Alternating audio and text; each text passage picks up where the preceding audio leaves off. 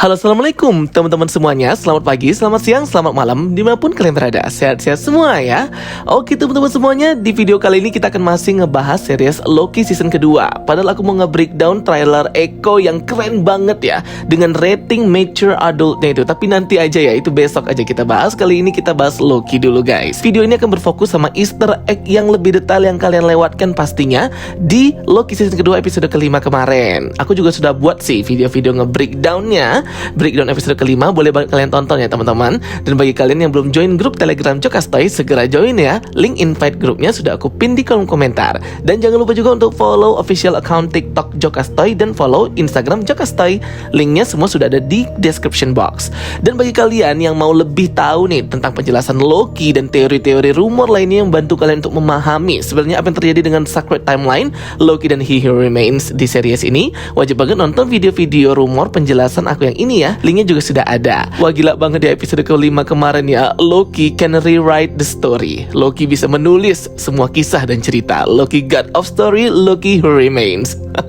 Oke, langsung aja kita bahas ya breakdownnya. Here we go. Oke, episode kelima Loki ini menampilkan Loki yang ternyata tidak ke reset timeline ya. Teman-temannya varian agent TVA lain sudah ke reset dan kembali ke timeline masing-masing. Sedangkan si Sylvie posisinya di sini, dia pergi ya menggunakan tempatnya He Who Remains. Loki pun mencari-cari temannya di berbagai office dan terdapat pengeras suara yang berkata kode 1229. Easter egg-nya ialah di komik Thor volume 1 isu 229. Setelah temporal loop meledak dan reset, ternyata kambuh lagi ya sakitnya si Loki time sleeping ini. Ia ke time sleeping beberapa menit ke masa depan dan melihat dirinya sendiri sedang membaca buku TVA. Kemudian ia ke time sleeping lagi ke masa sekarang ya teman-teman, dan mengulang lagi seperti apa yang ia lihat di masa depan, membuka buku TVA, dan terjadilah pengulangan terus. Jadi di sini time sleeping Loki belum bisa dikendalikan. Jadi banyak yang nanya juga ya, kenapa kambuh lagi time sleepingnya si Loki ini? Bukannya sudah sembuh di episode 1? Tentunya ini merupakan efek dari meledaknya temporal loop dan reset ya teman-teman. Jadi kambuh lagi itu time sleepingnya. Karena kita kalau ngomongin waktu, probabilitasnya itu sangat luas dan unlimited tanpa batas ya guys ya. Dan Loki pun terkejut melihat sekelilingnya. Objek itu terurai menjadi noodle atau mie spaghetti dikenal dengan spaghettification.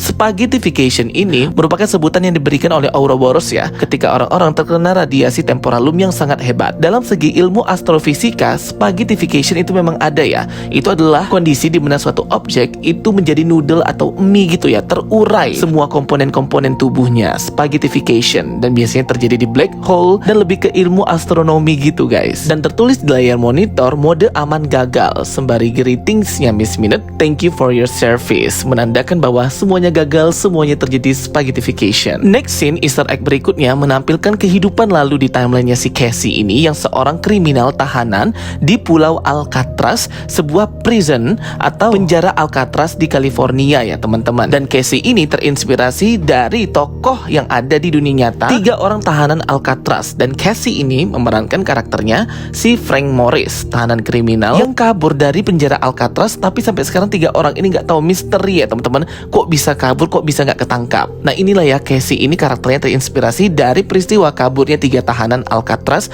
di California tahun 1962. Cassie di sini berada di branch timeline tahun 1962, bukan di Sacred Timeline. Cassie juga di sini berperan sebagai kriminal di dunia nyata kita, yaitu ada orang namanya si Frank itu ya teman-teman, sama seperti Loki yang memerankan karakter DB Cooper yang misterius banget bisa kabur dari pesawat dahulu ya. Sampai sekarang misterinya belum terbongkar. Di sini Cassie bertemulah dengan si Loki ini guys, yang terjadi time sleeping secara random. Di timelinenya si Cassie 1962 ini juga ada event MCU yang terjadi di tahun-tahun itu ya guys ya, seperti tahunnya Winter Soldier dan ditemukannya arc reactor di Iron Man kedua. Jadi berjalan ini eventnya berdasarkan buku MCU official timeline dari Presiden Marvel Studios Kevin Feige. Loki terus time sleeping ke McDonaldnya Sylvie, ke Piranha Power Sportnya Mobius, bahkan ke TVA tempat dia pertama kali diinterogasi Mobius. Dan terlihat di dinding itu ada angka 25 ya teman-teman. 25 ini merepresentasikan isu Marvel Comic 25 Avengers, di mana Dr. Doom itu datang sebagai villain Avengers yang baru.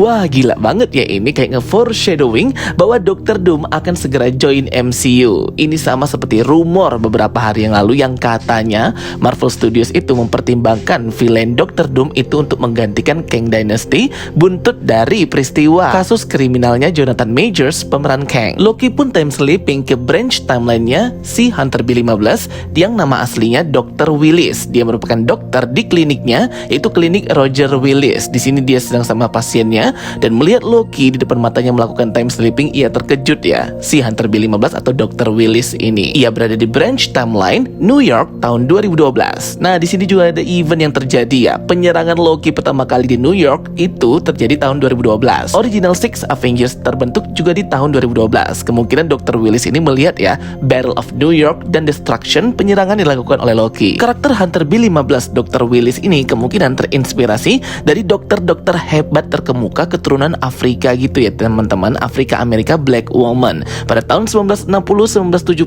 banyak banget dokter-dokter kulit hitam yang pintar-pintar dan mumpuni banget seperti Patricia Beth, Alexa Kennedy, dan Mildred Frey. Next kita melihat timeline dari Mobius yang memiliki nama asli Don. Dia ini kayaknya owner ya toko Piranha Power Sport Jet Ski Sport Waternya itu ya teman-teman. Ia berada di branch timeline tahun 2022 after snapnya Thanos. Dan ketahuan di sini kalau istrinya itu kena snap karena istrinya sudah tidak ada ya guys. Karakter Mobius ini mungkin terinspirasi dari tokoh dunia nyata yaitu Clayton Jacobson, seorang penemu personal watercraft dan ahli olahraga jet ski sport water gitu. Jadi kalau ngomongin jet ski pasti teringat dengan Clayton Jacobson. Di branch timeline 2022-nya Mobius ini, event MCU lain tuh belum ada ya teman-teman, karena skip year gitu after snapnya Thanos. Dan terlihat di sini si Mobius ini selamat dari snap Thanos. Loki time slipping ke timelinenya Mobius sembari menari seperti balon Skydancer. Loki mencoba meyakinkan Mobius tentang TVA yang sudah hancur, namun Mobius tidak mempercayai si Loki karena memang sudah tidak kenal lagi dengan Loki. Loki pun time slipping lagi ya guys. Scene pun berpindah ke Ouroboros di branch timeline tahun 1994. Ouroboros memiliki nama asli A.Day Dog PhD atau dia ini sudah S3 dan hendak mengambil gelar profesornya di bidang ilmuwan fisikawan. Di branch timeline 1994 Ouroboros, event MCU yang juga terjadi di tahun-tahun segitu ialah event pertama kali permasalahan konflik bangsa Kree dan juga Skrull di film Captain Marvel yang pertama, serta pertama kali Black Widow kecil itu diambil ya untuk menjadi Widow di Red Room dan menjadi Black Widow. The Zartan Contingent adalah buku fiksi ilmiah mengenai waktu dan time travel yang dibuat oleh si A.D. Dog PhD atau Ouroboros ini yang diremehkan orang-orang. Bukunya tidak terjual, dia bahkan harus mengambil buku-bukunya keluar dari toko buku karena tidak terjual. Kemungkinan karakter Obi atau Eddie Dog, fisikawan jenius ilmuwan pintar ini terinspirasi dari ilmuwan fisikawan pintar 1960 yang merupakan ilmuwan Asia ya. Fisikawan terkemuka yaitu ada Yoichiro Nambu atau Chen Ningyang atau Sung Daoli. Banyak banget sih fisikawan Asia terkemuka. Kasian banget ya Obi pergi dengan wajah yang sedih gitu ya karena bukunya nggak laku. Ia pergi ke labnya, sebuah gedung terbengkalai di tengah hutan, dan terlihat note-note di sini yang banyak Easter egg-nya ditempel Ouroboros di papan tempelnya itu ya. Ada tulisan mengenai Dark Mountains atau Gunung Hitam yang mungkin merujuk ke Gunung Wandegor di tempatnya Kastil Darkhold. Banyak juga ya tulisan di sini merujuk kepada The Secret of the Dark Mountain. Ada juga di sini tulisan-tulisan notes mengenai dreams atau mimpi. Ada juga tulisan mengenai Hex is a sensitive atau segi enam. Mungkin hex yang dimaksud di sini adalah hex barrier energi seperti WandaVision, maybe. Kemudian ada tulisan juga tentang sacrifice atau pengorbanan dan tulisan-tulisan pertanyaan lainnya yang dilontarkan oleh si Ouroboros ini ya. Easter egg berikutnya terlihat di sini, ruang kerja lab Ouroboros ini mirip dengan ruang kerjanya di TVA Repairs and Advance ya teman-teman. Semuanya sama, desainnya, lingkarannya, bentuk interior office kantornya ini. Obi pun terkejut melihat Loki time slipping di sini. Loki pun menjelaskan semua peristiwa termasuk TVA dan teknologi masa depan, membuat Obi merasa sangat senang ya karena semua teorinya itu benar. Obi juga mempunyai buku yang lain ya, fiksi ilmiahnya The Son of Yoren. Awalnya si Loki ini ragu kalau Obi ini jenius dan pintar, tapi setelah bercakap karena dia ini adalah punya gelar doktor di fisikawan Caltech, akhirnya Loki pun percaya ya dan mulai menyusun plan gimana caranya untuk bisa kembali ke masa temporalum belum meledak. Obi menyarankan kepada Loki untuk mengumpulkan semua agen TVA di satu titik biar aura temporalnya itu berfokus dan menjadi titik koordinat sehingga bisa mengulang lagi pada masa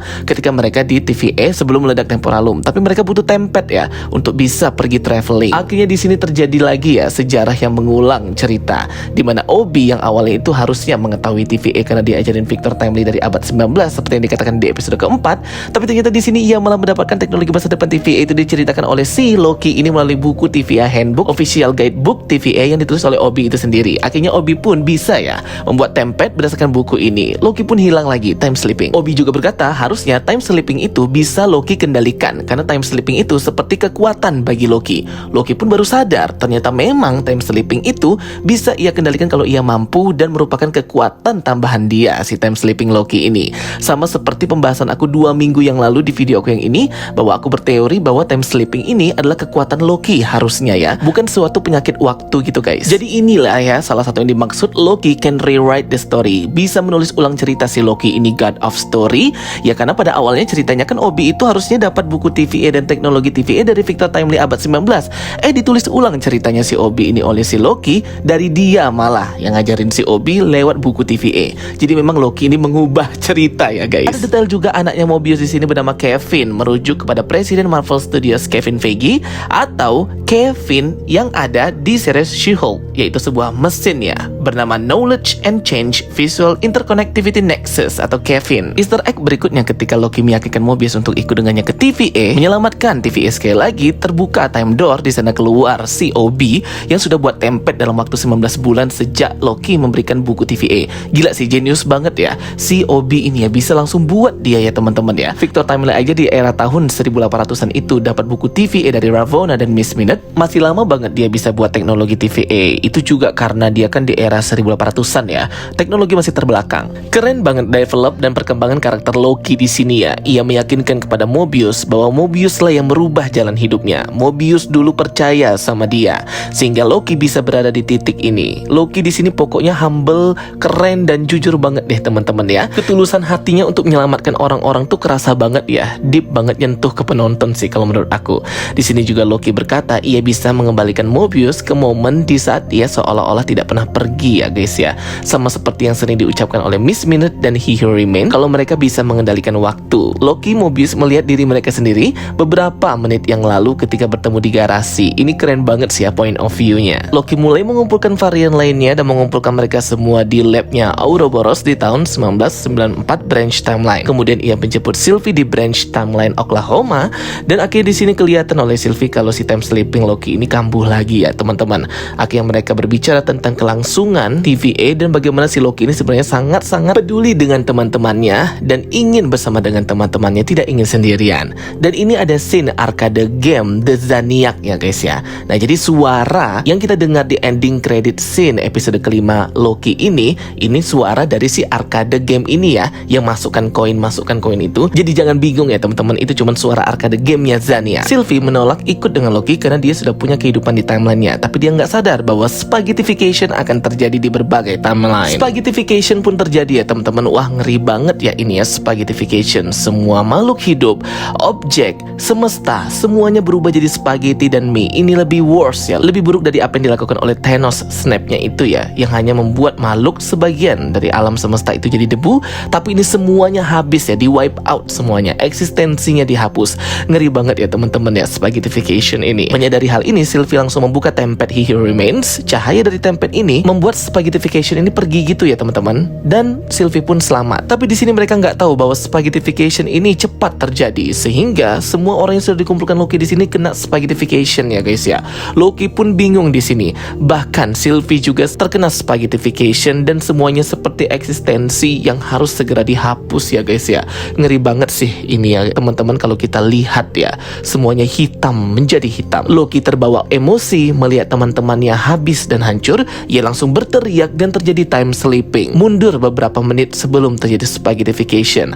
Akhirnya Loki menyadari ia bisa mengendalikan kekuatan barunya time slipping ini teman-teman. Ia kemudian mundur lagi ya ke belakang sebelum terjadi spaghettification. Wah ini keren banget ya teman-teman ya. Akhirnya Loki menjadi God of Story, God of Time, setingkat dengan He Who Remains, Loki Who Remains, yang bisa mengendalikan timeline, mengendalikan cerita, dan menulis ulang sebuah cerita. Dan eksistensi kehidupan. Keren banget sih si Loki ini ya gengs. Loki berkata ini bukan tentang di mana, kapan, atau kenapa, tetapi ini mengenai siapa. Loki bisa menulis ulang kisah, menulis ulang cerita, rewrite the story. Loki langsung time sleeping lagi, kembali ke masa mereka masih di TVA, dan Victor Timely berusaha untuk menyelamatkan Temporalum ya teman-teman. Dan episode kelima pun berakhir.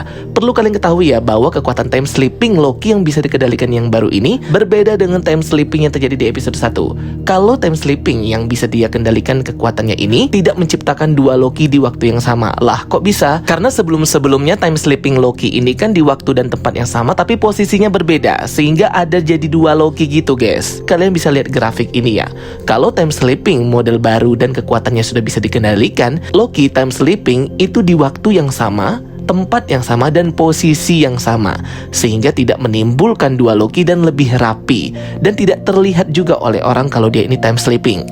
Beda kalau yang kayak di awal-awal episode, time sleepingnya itu ketahuan, robekan badannya itu terlalu jelas, bahkan ia tidak di posisi yang sama sehingga ada dua Loki di waktu yang sama dan tempat yang sama.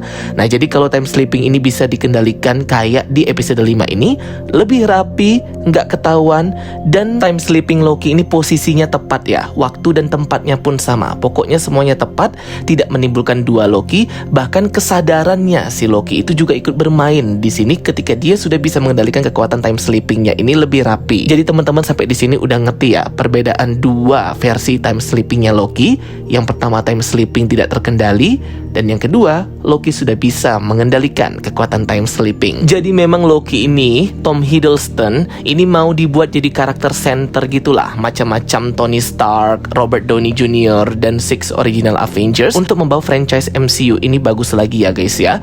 Jadi memang nanti Loki ini karakternya akan center banget nih, akan berpengaruh banget dan bisa jadi yang ngebantu Avengers di event multiverse saga Avengers Kang Dynasty dan Avengers Secret Wars. Dengan bekal kemampuan, ilmu, dan pengetahuan Loki Who Remains yang sudah menjadi God of Story, pastinya ia memiliki kemampuan dan ilmu yang hebat banget di multiverse. Oke teman-teman semuanya, aku rasa hanya itu saja ya untuk Easter egg kita di episode kelima series Loki season kedua. Episode ke-6 nanti akan pecah guys. Durasi waktunya 56 menit, merupakan satu-satunya series dengan durasi yang paling lama di MCU untuk saat ini. Wah gila banget ya, karena memang seseru itu ya teman-teman ya Loki ini ya. Bahkan yang streaming di Disney Plus itu jutaan orang views yang nonton series Loki ini ya, saking memang serunya. Minim fight, tidak banyak pertarungan ataupun pertempuran, tapi memang bisa seseru itu ya, karena Loki ini menjual taktik dan pikiran. Jadi penonton itu berpikir tentang series Loki ini. Oke teman-teman semuanya, itu dia ya video penjelasan dari aku, Easter egg yang kalian lewatkan episode kelima Loki season kedua. Semoga bisa menambah informasi kalian dan menghibur teman-teman semuanya. Thank you for watching my videos. Don't forget to like and subscribe. Kita ketemu lagi di video-video aku berikutnya. So stay tuned and stay watching. Sampai jumpa semuanya. Bye bye, see you next time.